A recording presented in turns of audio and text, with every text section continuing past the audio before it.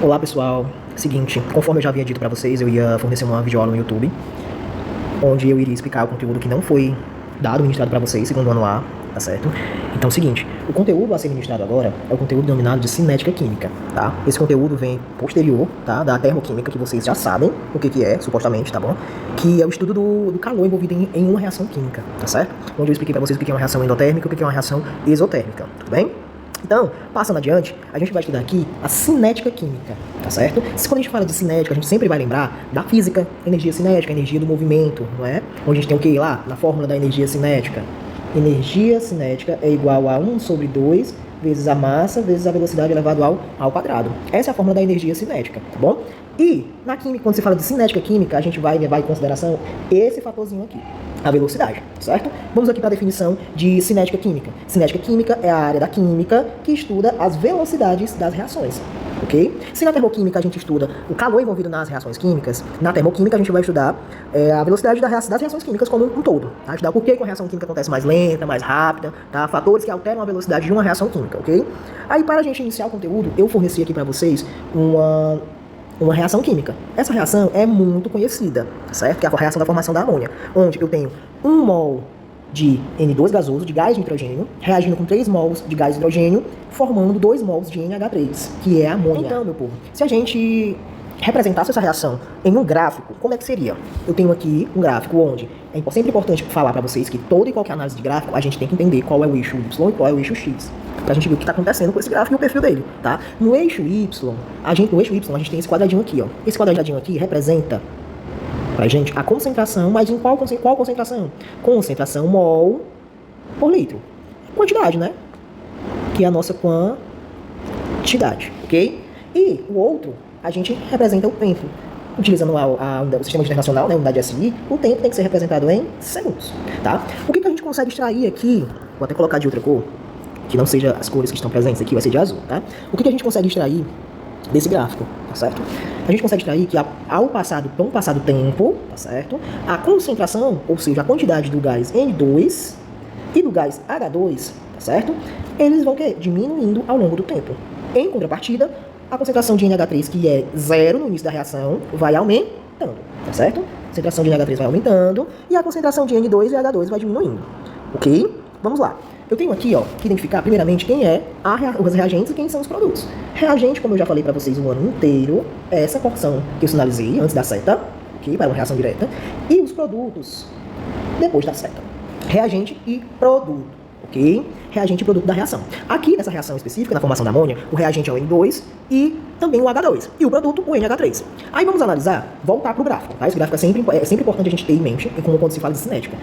Ao passar do tempo, eu tinha o quê? Eu tinha uma quantidade específica aqui, ó, de N2 e de H2, ok? Juntei eles dentro de um frasco, por exemplo, esses dois. Então, eles vão reagir para formar quem? O NH3. Por isso que no tempo zero, gente, a concentração de NH3 é zero. Mas a partir do momento quando o tempo começa a passar, com o passar do tempo, no caso, a concentração de NH3 vai o quê? Vai aumentando, certo?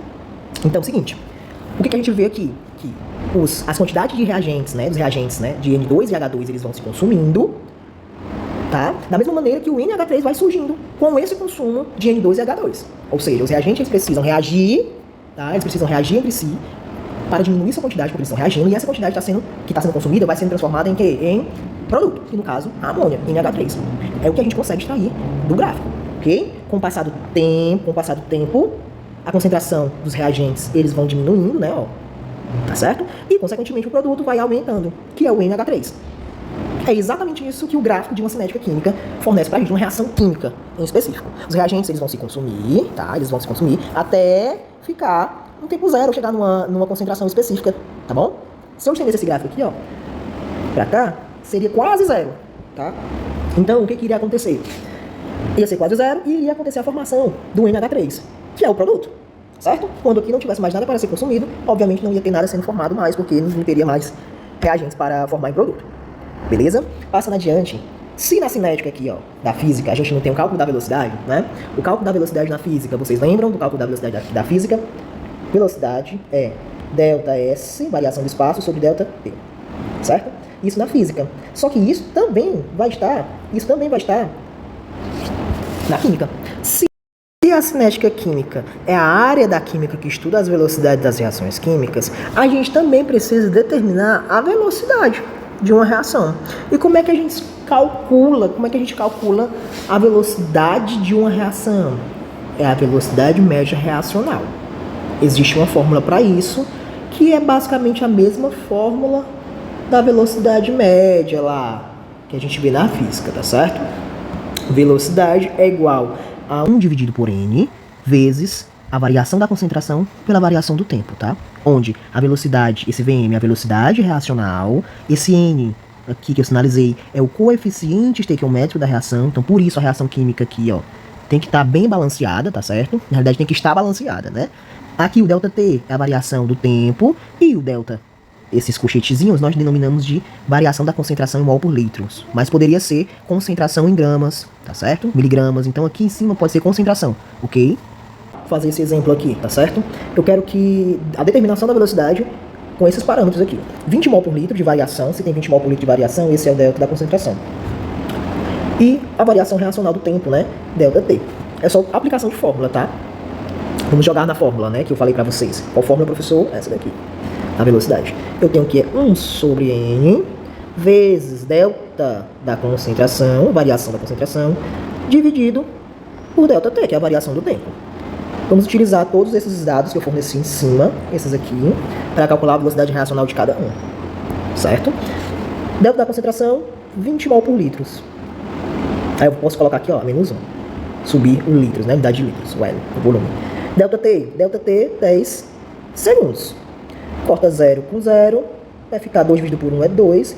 2 mol por litro é menos 1, vezes segundo é menos 1. Que também poderia ser 2 mols por litro é menos 1, segundo. Mesma coisa, tá? Essa é a velocidade para o gás nitrogênio com esses dados. 10 mol por litro, 20 mol por litro de variação e o tempo reacional 10 segundos. Então essa é a velocidade, tá? 20 mols por litro é menos 1, vezes segundo é menos 1. Agora vamos determinar para o gás do hidrogênio. Velocidade média vai ser igual a 1 sobre... Aí vamos analisar, ó. Detalhe, aqui ficou 2, porque eu vou ter que substituir, ó, esse n, que é o coeficiente estequiométrico, por 1. 1 dividido por 1 é 1. Por isso que deu esse valor aqui, certo? Já aqui eu estou analisando o gás hidrogênio. O coeficiente estequiométrico do gás hidrogênio é 3, então fica 1 dividido para 3, por 3, vezes a variação. Como eu falei para vocês, esses dois parâmetros, eles vão ser constantes para a gente visualizar as velocidades de cada um, de cada espécie, tá certo? O delta da concentração é 20 mol por litro a menos 1, dividido por 10 segundos. Vamos fazer essa continha. Vai ficar 20 mols litros a menos 1, dividido por 10 vezes 3. Logo, segundos, né? 20 dividido por 30. Corta aqui, aqui vai ser 2 dividido por 3, tá, gente? Então o valor deu 0,006 mol litro a menos 1, segundo a menos 1. Essa é a velocidade na qual o gás hidrogênio, para esse parâmetro, ele está presente na reação química. Litro a menos 1, segundo a menos 1, certo? Para o produto NH3, tá certo? Velocidade média vai ser 1 dividido pelo coeficiente estequiométrico, né? O coeficiente estequiométrico de NH3 é 2. Então vai ser 1 sobre 2, 20 mol litros a menos 1, dividido por 10 segundos, certo? Corta 0 com 0. Então vai ficar, ó, 2 dividido por 2, que vai ser 1. Vai ficar 1 mol por litro a menos 1, segundo a menos 1. Tá? Então a velocidade na deformação de 1 mol por litro a menos 1, segundo a menos 1, para o NH3 é esse valor. Tá? 1 mol por litro a menos 1, segundo a menos 1. Professor, existe uma relação entre os reagentes e os produtos? Existe. A relação é a seguinte, vou colocar de outra cor. Relação de velocidade média vai ser 1 dividido por N vezes delta da concentração do N2, delta T, igual a menos 1 dividido por N, N2, né? Vezes a variação de H2 dividido pela variação do tempo, que é igual a 1 dividido por N3 vezes de N2 por ΔT. Professor, o senhor não explicou com relação a esse sinalzinho aqui de menos, ó, tá? Gente, esse sinal de menos, ele é uma formalidade. Uma formalidade porque a gente vai sempre tratar os reagentes com esse valor negativo. Até porque, vamos supor que no início, vamos supor números aleatórios, no início eu tenho que, por exemplo, 1 sobre 1, né? 1 sobre 1. A variação é 3, a variação inicial é 3, a variação inicial é 3, a variação final é 0. Tá? E em tempo de 10 segundos. Lembrando a vocês, gente, que o delta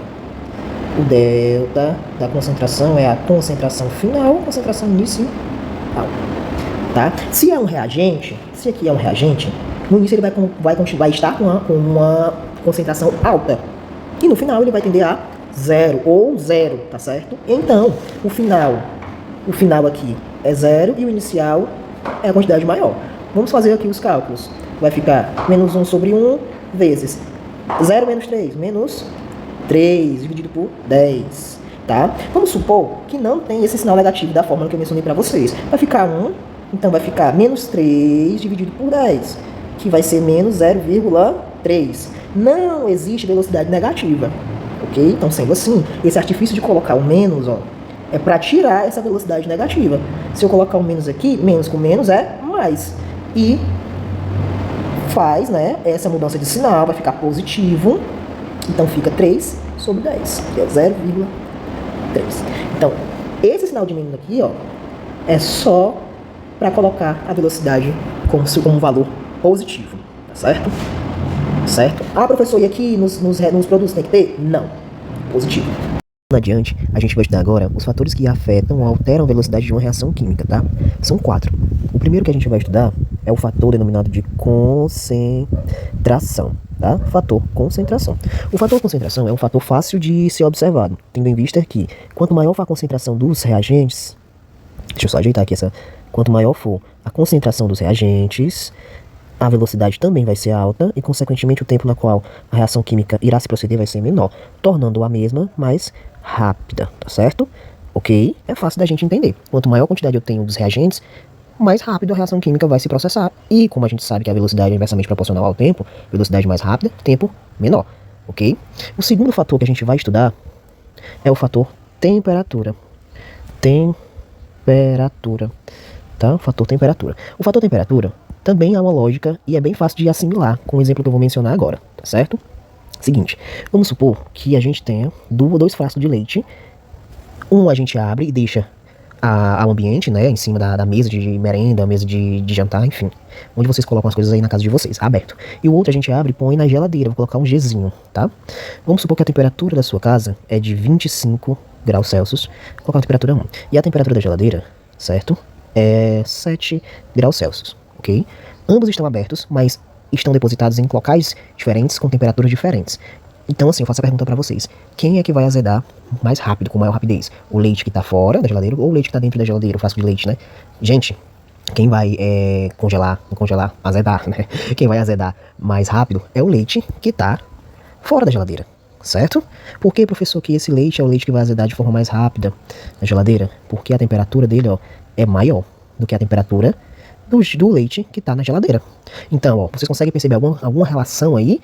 Tendo em vista que o leite, quando ele está aberto, ele está entrando em contato com o oxigênio e sim vai ocorrer uma reação química, né? Então vamos lá. Quanto maior for a temperatura, maior vai ser a velocidade de uma reação química. E menor vai ser o tempo na qual essa reação química vai se processar, gente. Aqui no nosso exemplo, eu tenho aqui temperatura 1, tá? É maior que temperatura 2.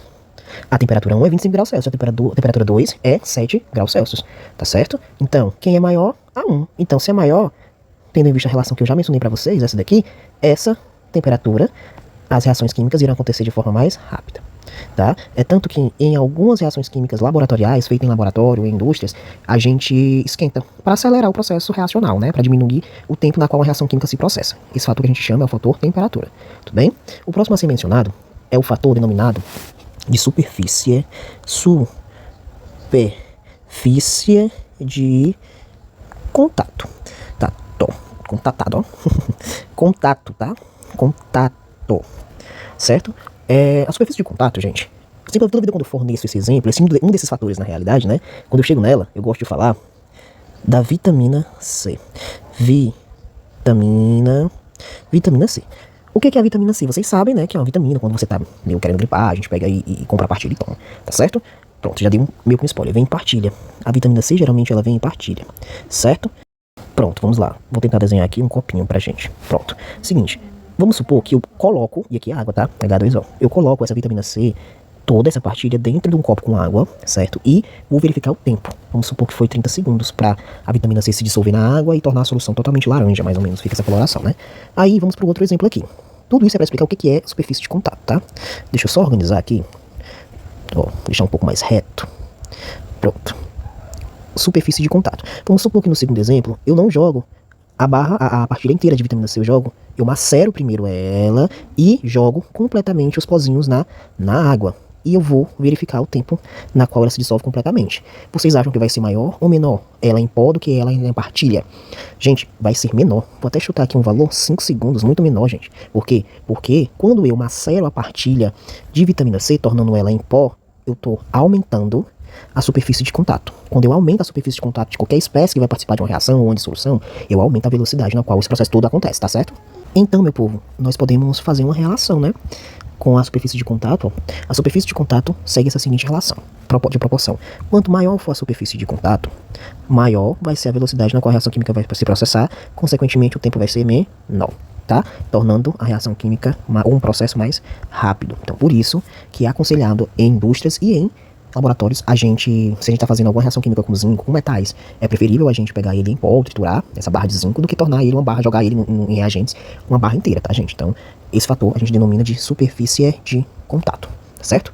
E vem o último fator, que a gente chama, que é um fator bem conhecido na biologia também, tá? Vocês conhecem bem da biologia, devem ter ouvido alguma vez na aula de algum professor de biologia, essa palavra, denominada de catalisador.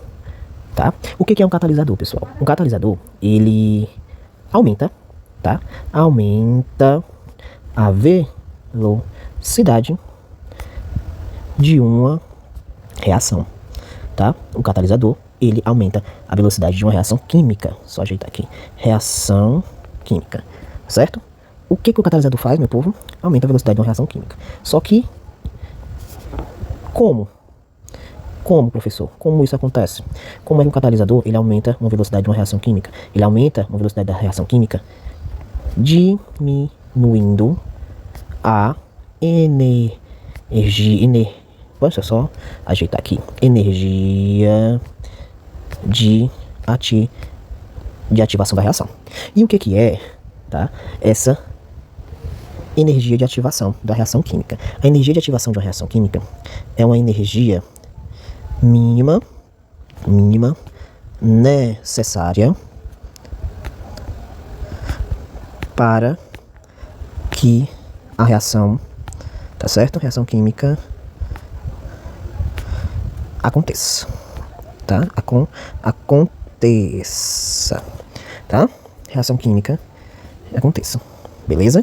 Então, bom, a funcionalidade do catalisador, ele é um dos fatores que alteram a velocidade da reação positivamente, porque ele deixa a reação química mais rápida, tá? O que ele faz? Ele aumenta a velocidade de uma reação química, agora como? Diminuindo a energia de ativação. E o que é energia de ativação? É a energia mínima necessária para que uma reação química aconteça, tá certo? É como se a gente precisasse de uma energia para dar um start na reação química. Sem essa energia, a reação química não acontece, não começa a acontecer, tá? Então essa é a energia de ativação. Toda reação química tem sua energia de ativação em valores distintos, obviamente, de uma da outra. Qual é isso? Essa é a definição da energia de ativação. Só que vamos voltar aqui pro catalisador. Vou até puxar aqui uma seta, certo? Aqui, ó, catalisador, tá certo? O catalisador tem dois aspectos importantíssimos que inclusive caiu agora nessa segunda fase da UES dos meninos que fizeram no terceiro ano, tá? É importante vocês saberem que o catalisador, ele não participa da reação. Ele não participa da reação química não, tá? E outra coisa que é muito interessante do catalisador, que ele pode ser recuperado aonde? Ao final da reação. Ok, gente, muito interessante aqui, tá? O catalisador, qual a principal função dele, novamente? Ele diminui a energia de ativação. e ele acelera, né? Se ele diminui a energia de ativação, a velocidade na realidade vai ficar mais rápida da reação, tá certo? Ele não participa de forma alguma da reação química e ele pode ser recuperado no final da reação. Beleza? Agora a gente vai estudar gráficos, tá certo? É importante em cinética e termoquímica a gente compreender os gráficos, tá certo? Eu tenho aqui, ó, um gráfico, dois gráficos na realidade, do lado esquerdo um gráfico, também do lado direito o mesmo gráfico, mas a gente vai mudar o perfil deles, vamos passar da explicação, tá? No eixo Y nós temos a energia e no eixo X nós temos o caminho reacional. Aí aqui eu mencionei pra vocês, ó, reação genérica, onde A fornece B. O que é essa parte do A? Eles são, o A é o reagente, né? E o que é o B? B é o produto da reação, tá certo? Vamos analisar aqui, ó, onde é que tá aqui o reagente? Nesse daqui, ó, nesse gráfico 1, reagente, tá aqui, e aqui os produtos, beleza? Entenderam? Aí, ó, entre A para B, tem toda uma trajetória. E essa trajetória tem como se fosse um morrinho, que eu tô sinalizando aqui agora com as setas azuis, tá? Tem aqui, ó, um morrinho. Esse morrinho, tá? A gente fala que aqui que é a energia de ativação, porque eu tô abreviando de EA. Energia de ativação, lá em cima nós vimos que é a energia mínima necessária para que uma reação química aconteça. Aqui, cada reação química tem a sua e tem o seu valor, tá bom? Entenderam? Então, cada reação química tem o seu valor. Então, essa porção inteira a gente denomina de energia de ativação. Ok. O que é energia de ativação? Energia mínima necessária para que uma reação química aconteça. É como se você estivesse subindo um monte, tá? Você vai gastar mais energia aqui, ó, para chegar no topo, né? Mas, ao chegar no topo, você vai gastar na descida menos energia, porque você tá tendo a forcinha aí da ação da gravidade. Então, vai ser mais rápido, né? Você passou essa barreira. É a mesma coisa da energia de ativação, tá? Existe essa energia mínima que quando os reagentes, eles ultrapassam, eles se transformam em produto. Se, por exemplo, o reagente tá bem aqui, os reagentes estão nessa energia bem aqui, ó. Vai bater no gráfico. Essa energia aqui é 1. Ele não se transforma em produto, gente. Se ele estiver bem aqui nessa energia, vamos supor que é 2, ele não vai se transformar em produto. Quando ele estiver bem aqui, no pico, que a gente chama, né? É 3, tá? Ele não vai se transformar em produto. Nesse ponto, a gente tem um ponto denominado de... Vamos colocar dessa mesma cor, tá? A gente chama de complexo, tá? Complexo ativado, tá? O que é o complexo ativado? É a região desse gráfico que não é nem produto e nem é reagente. Ele tá dessa forma aqui, ó, nas ligações, tá? Inclusive a gente denomina de estado de transição, tá? Estado de transição. Reagente, produto, tá? Reagente, produto, energia de ativação, complexo ativado. Tá certo? Em cima é no pico, não é? No cume do monte, que a gente chama, né? É o complexo ativado.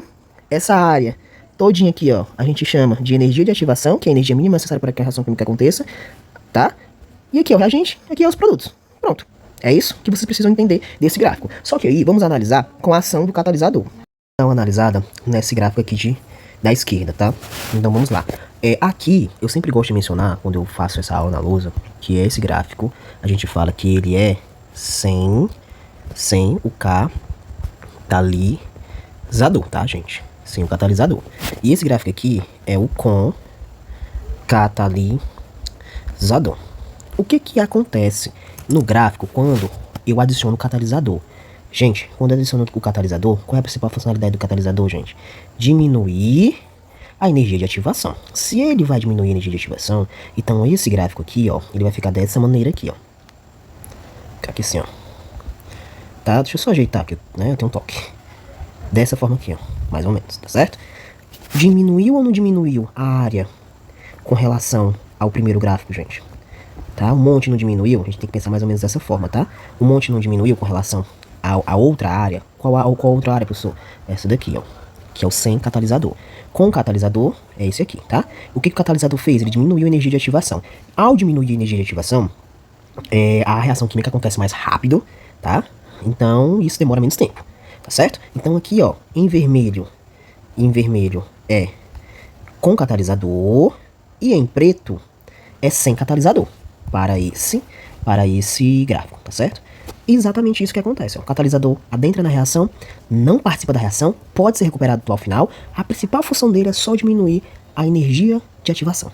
Diminuir essa áreazinha de energia de ativação, a reação química acontece mais rápido. Vale salientar que o catalisador muito conhecido, principalmente na biologia, se chama enzima, tá? A enzima é o nosso catalisador natural, tá certo? Então, qual é a função da enzima? Aumentar a velocidade da reação, Reação da onde? Bioquímicas, reações bioquímicas. A gente tem enzimas, a gente possui catalisadores dentro da gente, tá certo? Que aceleram o nosso metabolismo, que aceleram as reações, tá? Formação de energia. Então, tudo isso tem uma enzima por detrás. Se tem enzima por detrás, essa enzima é catalisadora. Então, qual é a função do catalisador? Aumenta a velocidade da reação química. Como? Diminui a energia de ativação. E o que é energia de ativação? A energia mínima necessária para que uma reação química aconteça. Então, nunca se esqueçam que a enzima, tá? Enzima é uma proteína, tá? Proteína. Vocês vão ver comigo isso aí em bioquímica no terceiro ano. Proteína, tá? Que é composta de aminoácidos, que é um grupo funcional amino e ácido carboxílico. Mas, a priori, entendam que a enzima é um catalisador natural que a gente tem, biológico, tá? E que acelera as nossas reações bioquímicas dentro da gente, dos seres vivos, tudo bem? Então, eu precisava falar isso pra vocês, finalizar a aula de hoje falando da perspectiva da aplicação, né? Enzima. Que a enzima também pode ser, falando em aplicação, lembrei, tá? Pode ser platina, pode ser níquel, tá? Muito comum esses dois, platina e níquel, certo, meu povo? Então, ó, novamente, o gráfico sem catalisador e o gráfico com catalisador, onde em vermelho diminuiu a área, né, com relação a esse gráfico aqui à esquerda, tá? Porque o catalisador diminui a energia de ativação. Beleza, aqui tô frisando porque vai estar na prova. Aqui, ó, se encontram os reagentes, aqui os produtos, essa areazinha toda aqui, ó, em azul, energia de ativação, e o pico do montezinho complexo ativado. Tudo bem, gente? Então é isso, tá bom? Tchau.